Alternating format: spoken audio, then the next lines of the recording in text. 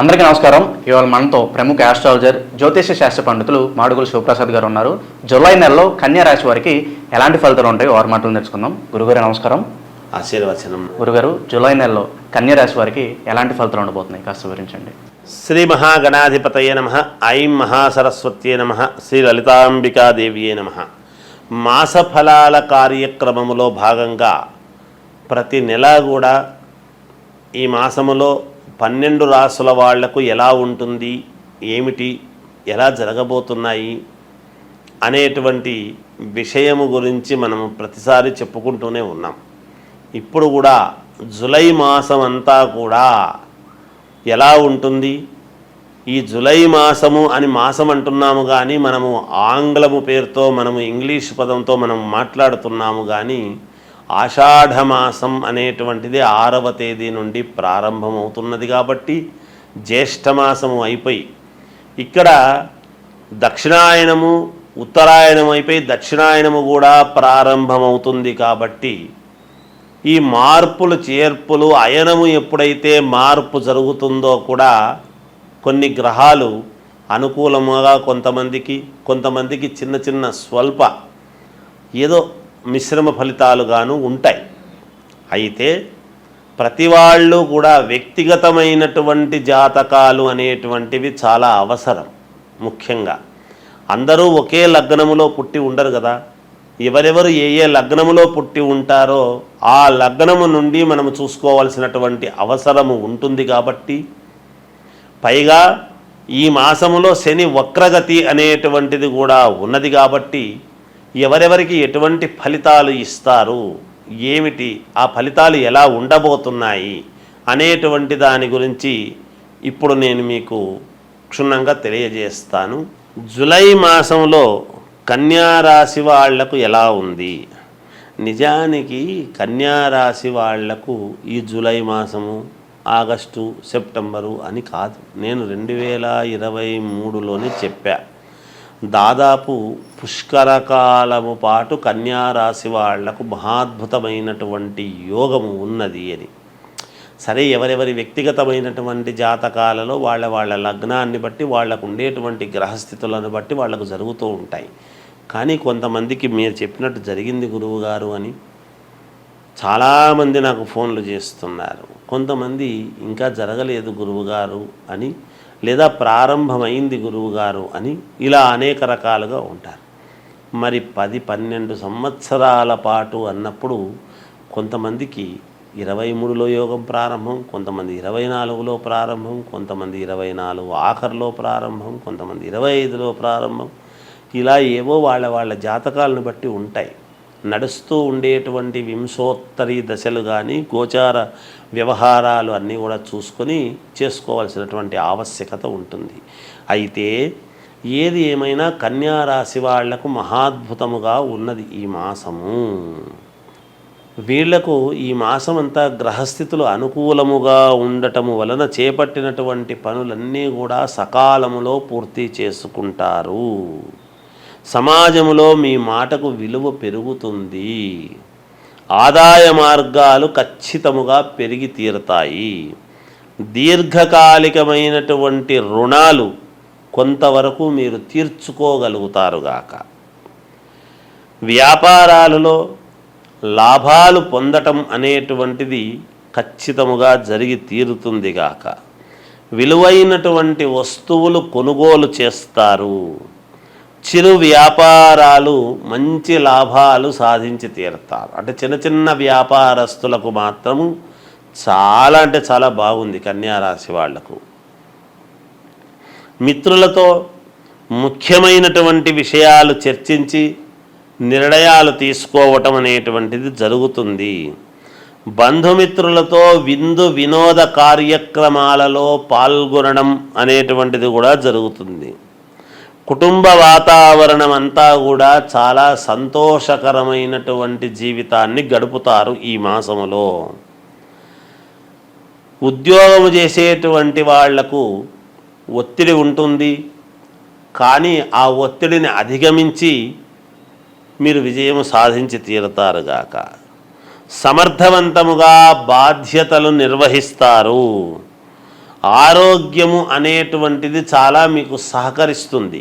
గతంలో ఏమైనా చిన్న చిన్న అనారోగ్యాలు అవి ఉండినా కూడా ఇప్పుడు అనారోగ్యము అనేటువంటి మాట ఎంత మాత్రము లేదుగాక లేదు.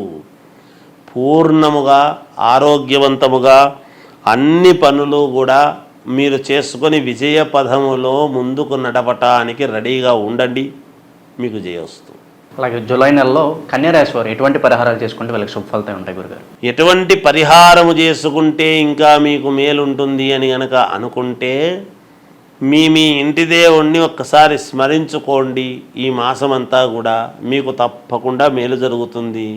మీ ఇంటి దేవుడి దేవాలయం ఉంటే వెళ్ళండి, పూజలు చేసుకోండి, మేలు జరుగుతుంది. జయోస్తు. జూలై నెలలో కన్యారాశి వారికి ఎటువంటి ఫలితాలు ఉంటాయో తెలియజేసినందుకు ధన్యవాదాలు గురుగారు. జయోస్తు. అందరికీ నమస్కారం.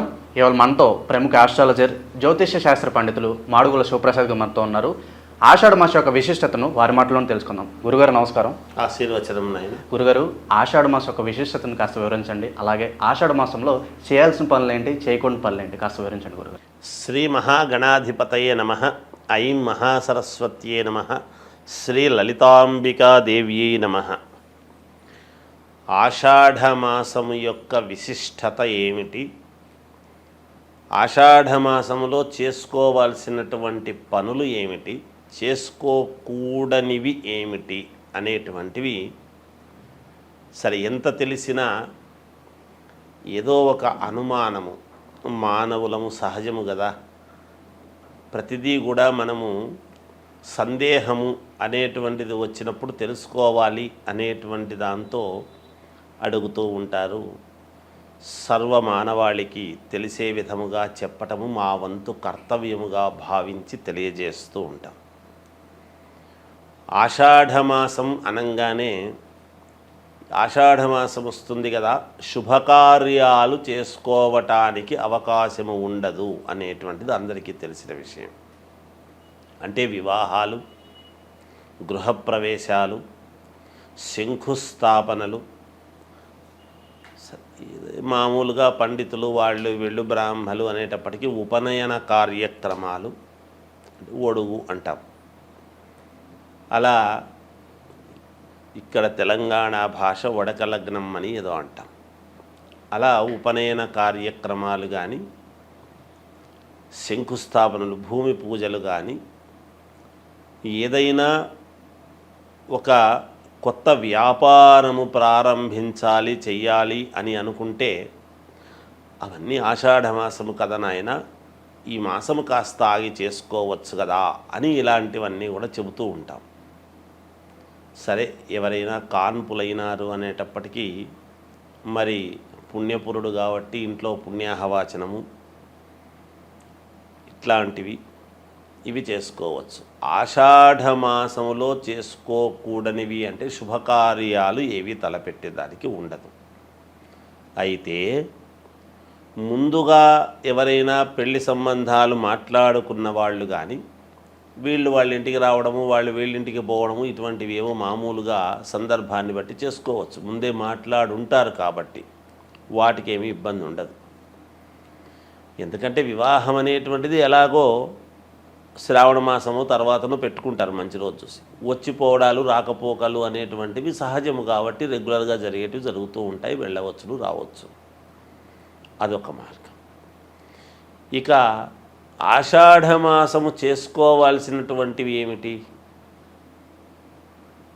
ఇప్పుడు ఇవి చేసుకోవడానికి లేదు. శుభకార్యాలు, వివాహము, తర్వాత ఉపనయనము, లేకపోతే మనము ఎంగేజ్మెంట్ కానీ, అంటే నిశ్చయతాంబూలాల కార్యక్రమము అని ఇలాంటివి చేసుకోవటానికి లేదు. శంకుస్థాపనలు, కొత్త వ్యాపారాలు ప్రారంభం చేసుకోవటము కానీ, ఏదైనా ఒక షాపు ఓపెనింగులు కానీ ఇవన్నీ చేసుకోకూడనివి.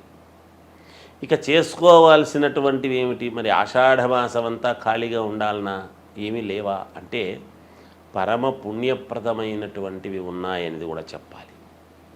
ఏమిటి అంటే ఆషాఢమాసములో ఆషాఢ పాడ్యమి నుండి, అంటే అమావాస్య అయిన తర్వాత వెంటనే వచ్చే పాడ్యమి నుండి నవమి వరకు గుప్త నవరాత్రులు అని అమ్మవారివి ఉన్నాయి. ఇవి వారాహి నవరాత్రులు అంటాం. ఈ గుప్త నవరాత్రులు దేనికి?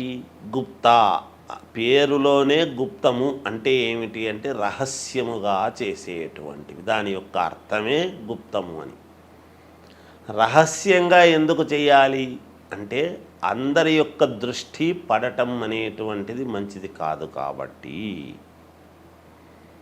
కొన్ని పూజలు అందరికీ తెలిసేట్టుగా చేస్తాం. ఈ గుప్త నవరాత్రులు అని ఎప్పుడైతే రాత్రి శబ్దముతో మనము మాట్లాడుతూ ఉన్నామో ఇవి సంవత్సరానికి ఎప్పుడు కూడా మామూలుగా ఉగాది పండుగ సమయంలోను, ఇలాంటి ఆషాఢమాస సమయంలోను, తర్వాత శారదా శరన్నవరాత్రోత్సవాలు అని ఇలా వస్తూ ఉంటాయి. మనకందరికీ దసరా పండుగలు మాత్రమే ప్రాచుర్యం, అందరికీ కూడా తెలిసినటువంటిది. మిగతాటివి కాదా అంటే ఇవి కూడా ఉన్నాయి. ఇది రైతులకు చాలా ముఖ్యమైనటువంటివి ఈ గుప్త నవరాత్రులు అనేటువంటివి. ఏమిటి రైతులకు? ఎందువలన అంటే వరాహలక్ష్మీదేవి అంటాం. వారాహి అమ్మవారి యొక్క ఇది అయితే ఇవి భూములకు సంబంధించి ఎప్పుడైతే మనము చేస్తూ ఉంటామో, ఏవైనా భూమి తకరారులు ఉండినా, మంచి పంటలు పండాలి అని అనుకునేటువంటి వాళ్లకు మన ఇంట్లో ఎటువంటి కలతలు లేకుండా సస్యశ్యామలముగా నిత్య కళ్యాణం పచ్చతోరణములాగా ఇల్లు ఎప్పుడూ కూడా కళకళలాడుతూ ఉండాలి అని అంటే కానీ ఈ పూజలు చేస్తూ ఉంటారు. ముఖ్యంగా రైతులు భూములకు చేసేటువంటి పూజలు ఏమిటి? ఈ నవరాత్రులు ప్రతిరోజు కూడా భూమిని పూజ చేస్తూ దశమి రోజు అనేటువంటిది ఒకటి ఉంటుంది. తర్వాత వచ్చేటువంటి ఏకాదశి, ఇత్తనాల ఏకాదశి, ఆషాఢ శుద్ధ ఏకాదశి, తొలి ఏకాదశి అని వస్తున్నది. రైతులకు చాలా ప్రాముఖ్యత కలిగినటువంటిది. ఈ దశమి నాడు ఈ నవరాత్రులు ఎప్పుడైతే అమ్మవారిని భూమిని మనము పూజ చేస్తూ ఉంటామో, మరి పంచభూతాలలో ఒకటి అయినటువంటి భూమాతను ఎప్పుడైతే మనము నమ్ముకొని కదా ప్రతి రైతు కూడా పూజ చేస్తాడో, ఆకాశము కరుణించి వర్షాన్ని ఇవ్వటం అనేటువంటిది దశమి నాడు జరుగుతుంది. ఈ చేసినటువంటి పూజలకు చాలా సంతోషించి ఎప్పుడైతే దశమి రోజు ముందు రోజు వానలు కురుస్తాయో, తొలకరి వానలు అని చినుకులు పడతాయో, మరుసటి రోజు సేద్యము చేసుకొని ఇత్తనాలు వేసుకోవటానికి రైతు ఇలా ఆకాశం వైపు చూస్తూ ఎప్పుడు కరుణిస్తుందా అనేటువంటి ఇది చూస్తూ ఉంటాడు. రైతులకు చాలా విశేషమైనటువంటిది, పుణ్యప్రదమైనటువంటి మాసము ఈ ఆషాఢ మాసము. రైతులకు చాలా ముఖ్యము అని అంటున్నాము అంటే మనందరికీ రైతు ముఖ్యము కదా. అన్నము అనేటువంటిది, రైతు అనేటువంటి వాడు లేకపోతే అన్నం ఎక్కడి నుంచి వస్తుంది? మనకు ఏ పంట రావటం కష్టమే. అందువలన అలా పంటలు పండించేటువంటి రైతులు చాలా సంతోషంగా ఉండటానికి ఈ ఆషాఢ మాసము అనేటువంటిది చాలా ముఖ్యమైనటువంటి మాసము. ఒక రకంగా రైతులకు చాలా పుణ్యప్రదమైనటువంటి ఇవి వస్తూ ఉన్నాయి అనేటువంటిది తెలియజేస్తూ జయోస్తు. ఆషాఢ మాసం యొక్క విశిష్టత, అలాగే ఆషాఢ మాసంలో చేయాల్సిన పనులు, చేయకూడని పనులు వివరించినందుకు ధన్యవాదాలు గురుగారు. జయోస్తు.